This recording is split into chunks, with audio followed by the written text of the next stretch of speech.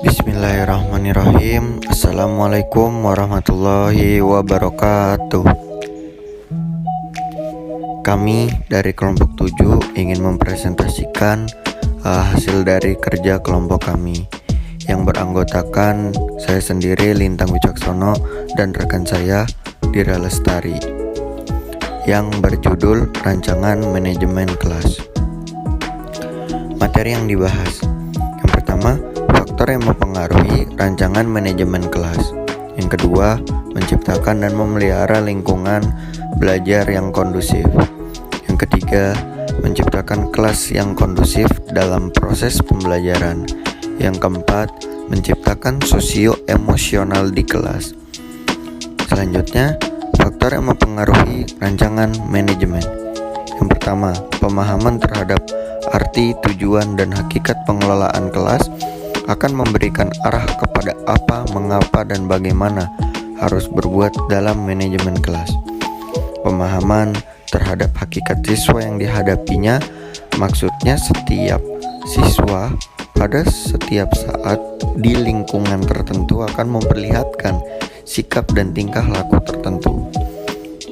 Selanjutnya, pemahaman terhadap bentuk penyimpangan serta latar belakang tindakan penyimpangan yang dilakukan oleh siswa melalui identifikasi masalah penyimpangannya yang dihadapi, pemahaman terhadap pendekatan-pendekatan yang dilakukan atau yang dapat dilakukan dalam manajemen kelas. Pemahaman ini akan menambah kemampuan dalam menyesuaikan pendekatan tertentu dengan masalah penyimpangan yang dilakukan oleh siswa. Kelima faktor di atas merupakan hal-hal yang patut dipertimbangkan dalam penyusunan rancangan prosedur pengelolaan kelas. Setelah rancangan prosedur pengelolaan kelas disusun, hal yang terpenting adalah proses pelaksanaan rancangan tersebut. Peranan dan pengaruh guru menjadi penting karena di samping kemampuan dan keterampilan guru dalam melaksanakan rancangan tersebut, maka sikap, tingkah laku, kepribadian, serta kemampuan berinteraksi merupakan aspek yang perlu didapatkan perhatian. Lalu, proses pengelolaan kelas dimulai dari langkah-langkah sebagai berikut. Yang pertama, memahami hakikat konsep dan tujuan manajemen kelas, menentukan masalahnya. Yang kedua, preventif dan kuratif. Yang ketiga, mempertimbangkan hakikat anak yang memiliki tingkat pertumbuhan dan perkembangan sendiri. Yang keempat, lalu memperhatikan kenyataan penyimpangan perilaku yang ada, menentukan masalahnya individual atau kelompok. Yang kelima, menyusun rancangan prosedur pengelolaan kelas, preventif individual ataupun kelompok. Selanjutnya, menjabarkan langkah-langkah kegiatan rancangan prosedur pengelolaan. Lalu, melaksanakan rancangan yang telah disusun, di mana fungsi dan peranan guru sangat menentukannya. Melaksanakan memonitoring untuk mengetahui sejauh mana hasil pemecahan masalah itu dilaksanakan dan ditaati oleh atau telah terjadi perkembangan baru.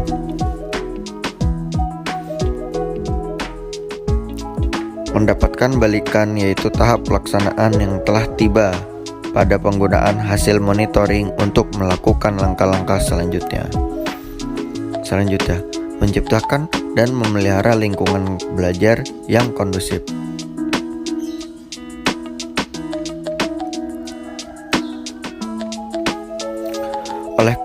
Oleh karena itu, kelas harus memenuhi syarat-syarat yang menggambarkan sebagai kelas baik dan menyenangkan, yaitu kelas itu harus rapi, bersih, sehat, dan tidak lembab. Selanjutnya, harus memiliki atau memperoleh sedikit cahaya yang meneranginya.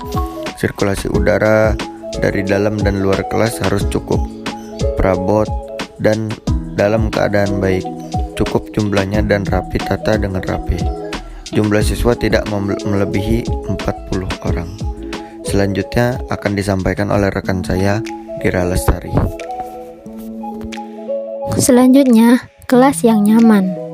Dalam proses pembelajaran, perlu diciptakan suasana kelas yang kondusif untuk menunjang proses pembelajaran yang adem, di mana anak merasa senang berada di dalam kelas selama pembelajaran berlangsung.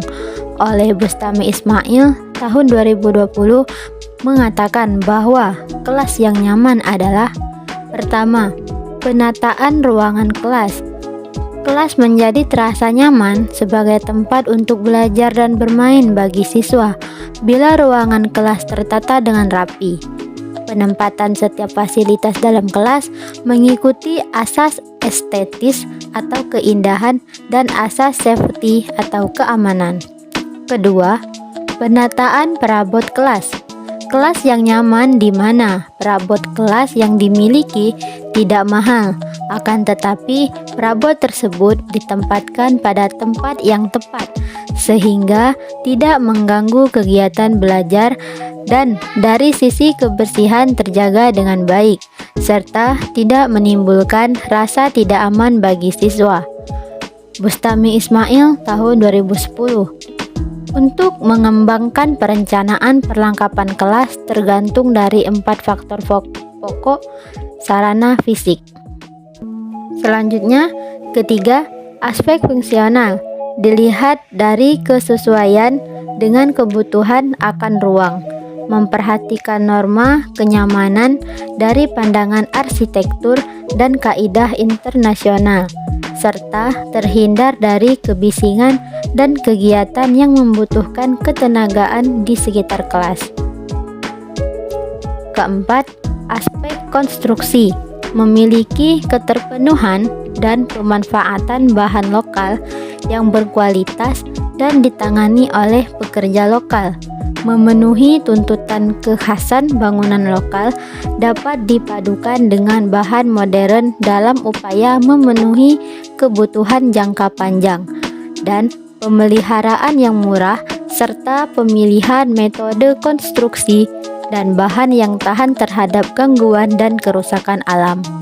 Kelima, aspek estetika memiliki kesesuaian dengan kebutuhan yang layak untuk kemanusiaan, terintegrasi secara visual dengan masyarakat, menarik bagi peserta belajar dan masyarakat untuk mengambil manfaat keberadaannya, serta mempertimbangkan secara sempurna tuntutan arsitektur. Keenam, pembiayaan masih dalam batas pertimbangan kebutuhan arsitektur baik dilihat dari biaya per unit, biaya persatuan belajar. Selanjutnya, menciptakan kelas yang kondusif dalam proses pembelajaran. Adapun beberapa tujuan penciptaan dan pemeliharaan kelas yang kondusif, yaitu: pertama, agar semua siswa yang ada di dalam kelas dapat belajar dengan optimal dan mengatur sarana pembelajaran, serta mengendalikan suasana belajar yang menyenangkan untuk mencapai tujuan belajar. Kedua, mengalokasikan kegiatan kelas agar sesuai dengan kemampuan siswa.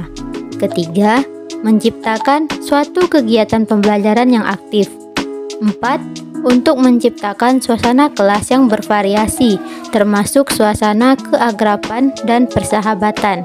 Kelima, agar lingkungan kelas dapat menjadi motivator dan menciptakan inspirasi siswa. Selanjutnya, menciptakan sosio-emosional di dalam kelas.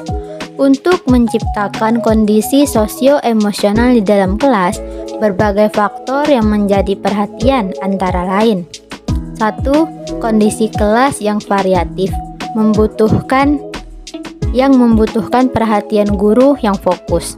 Kedua, guru harus memiliki kecerdasan emosi, keterampilan, dan pengetahuan untuk mengenal dan menangani setiap penyimpangan perilaku peserta didik. 3. Menguasai berbagai pendekatan pada saat guru ingin membina tingkah laku yang diinginkan. 4. Menciptakan suasana hangat, gembira, mengembangkan hubungan interpersonal yang harmonis antara guru dengan murid di kelas. Kelima, melibatkan seluruh murid di kelas untuk mengikuti proses pembelajaran dengan memberikan perhatian dan pertimbangan kepada mereka secara merata pada semua murid dalam kegiatan pembelajaran. seperti kegiatan kerja kelompok ataupun kegiatan individual. Keenam, memperhatikan situasi dan kondisi di mana pembelajaran berlangsung. 7. Mengetahui tingkat pertumbuhan dan perkembangan serta latar belakang kehidupan sosial ekonomi anak. Kesimpulan dari materi yang kami sampaikan adalah lebih dalam mengembangkan pengertian dan keterampilan dalam pemeliharaan kelancaran penyajian dan langkah-langkah proses belajar mengajar secara efektif. Guru harus memiliki kesadaran terhadap kebutuhan siswa dan mengembangkan kompetensinya dalam memberikan pengarahan yang jelas kepada siswa, memaksimalkan memberi respon secara efektif terhadap tingkah laku siswa yang menimbulkan gangguan-gangguan kecil atau ringan, serta memahami dan menguasai seperangkat kemungkinan strategi dan yang dapat digunakan dalam hubungan dengan masalah tingkah laku siswa yang berlebihan atau terus-menerus melawan di kelas. Baik, sekian presentasi dari kelompok kami. Kami mohon maaf bila terdapat kesalahan serta kekurangan. Kami pamit undur diri. Wassalamualaikum warahmatullahi wabarakatuh.